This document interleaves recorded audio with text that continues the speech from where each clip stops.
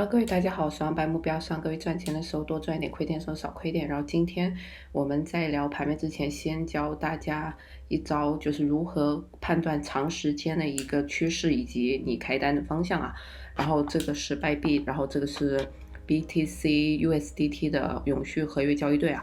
然后这个是周线啊，当然你也可以去看月线啊，越长时间周期越好啊。但起码看的也要看日线啊。然后就是用此方法，一定要长时间周期，最小单位是日线，然后接的是周线、月线。我们可以看得到，这周线的话已经呈3个月的下跌了。在这种时候，就比如说你看到第2根周线柱子收线，或者是走到一半的时候，你就可以判定接下来可能是空头占主导优势的行情啊。所以你在这种时候，你就可以尽量选择去持有空单，而不是多单。然后像前2周这个行情，你就可以看到，并且判断趋势，在这个时候你应该尽量的去选择开多，而不是开空。就以此的话，我们的胜率就会可以得到提高的。因为交易它永远都是随着趋势去判断，而不是人为主观意淫啊。没有任何人能操控市场，反正以我的资金体量是不可能操控市场的，所以我们就只能跟着市场趋势和方向去进行下一步的操作。然后目前我的空单获利情况也都是还不错的，我是在上方一直都有拿着，然后今天有尝试去补仓，但是并没有接到。然后我是拿单会拿比较久的人啊，然后你通过周线和月线去判断方向之后呢，你就可以考虑接下来的一段长时间周期，这是月线，去选择什么样的方向去交易去操作啊。因为你做交易都是博短线收益的，都是做波段的嘛，不可能只开多或者只开空啊，你一定要结合长时间周期去判断你这个时间周期该做什么事情啊，这才是成熟的交易者啊。然后我们来切换4小时啊，这个4小时我们放大来看 ，BTC 从大概是这个位置接单吧，已经下跌到了我0.236、1.382这个位置啊，0.4，因为我前几集视频有说过啊，0.5它并不是一个强性位啊，它是个弱性位啊，所以价格不会在0.5持续很久的。也可以看得到，它就4根在我的0.5附近粘了一下，然后有向上突破的趋势，然后又直接就下来了。然后上方的话是差一点点接触到0.628的，然后0.382它在费波那契也属于一个比较强的性位，然后0.382到0.236这个区间一般来说，在传统的费波那契指标里面，这0.382到0.236是属于一个吸筹区的，就是也是会在这里附近一直震荡。也可以看到前段时间啊，确实是一直在这附近震。然后目前的话，从4小时量能来看，空头这一波倾泻之后呢，我们看切换1小时周期，1小时周期可以看得到，多军有在尝试的起量啊，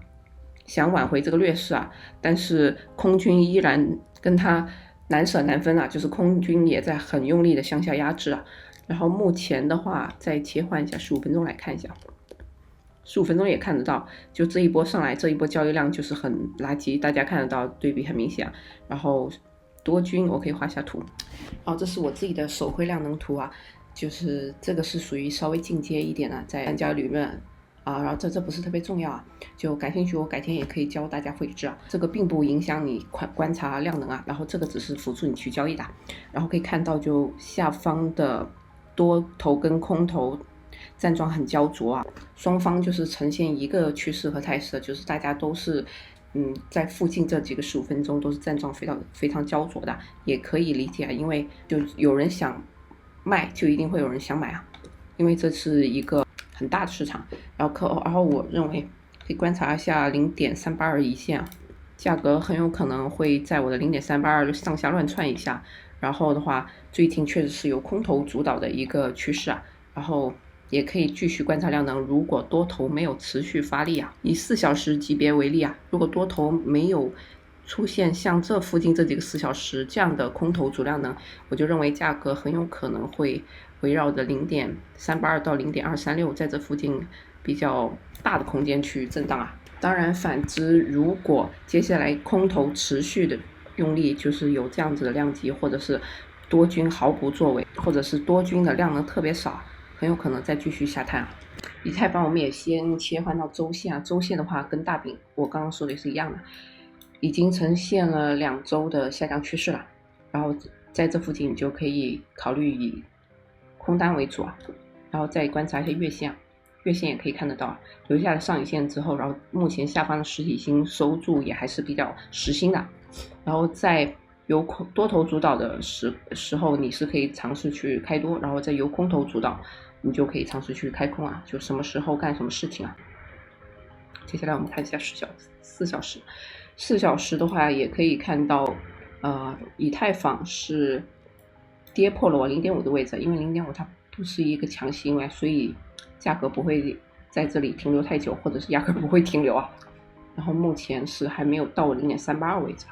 然后以太不管是开空也好，开多也好，目前来看的话，以太的跌幅不管是涨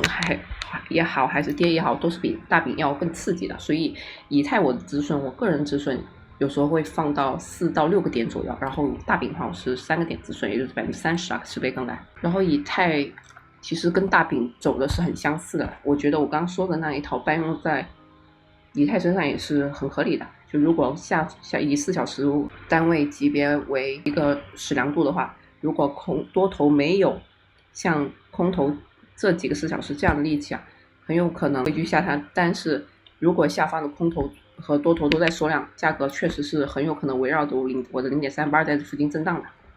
什么叫多空都没力呢？这个可能会更符合我口中所说的震荡，就是多空啊都是基本上在一个高度徘徊，然后你不让我也不让你啊，所以这种行情这种量呢就很容易出现像这样子的 K 线啊，就是震荡行情。然后我也认为可以继续观察这个4小时收线情况，如果4小时收线之后呢，多头没有给很强烈的反击，确实也有可能会出现在前段时间这种震荡的情况。然后量能从来都不是单一的拿出来说的，你只是对比一个柱子的高度的话，那这是很难讲的。所以你要结合K 线以及通道去计划你的交易你的计划。然后这是隔壁志哥的名言啊，但我觉得说的是很对的。然后今天到家时间比较晚了，因为去见了朋友吃了个饭，然后这是我收到的新耳钉，我感觉好像还蛮好看的。然后今天视频就分享到这里，欢迎各位点赞、关注、评论频道，欢迎使用视频相关链接注册交易所，他们都是奖励金或者手续费折扣。然后欢迎关注我推特，然后欢迎免费加入我的 Discord 社群和 Telegram 社群。然后我的 Discord 社群和 Telegram 社群还有推特，偶尔会更新一些我自己日常看到的一些币种啊。然后偶尔也会有一些空头奖励，就各位感兴趣可以去关注一下。然后包括加入我的社群，它是免费的，但是有一些小伙伴他可能有自己的不便，然后也可以选择其他的方式入群，然后具体感兴趣可以入群问 Vivi。然后先说到这里，祝各位晚安，然后希望我的视频分享内容对你有帮助，然后拜拜。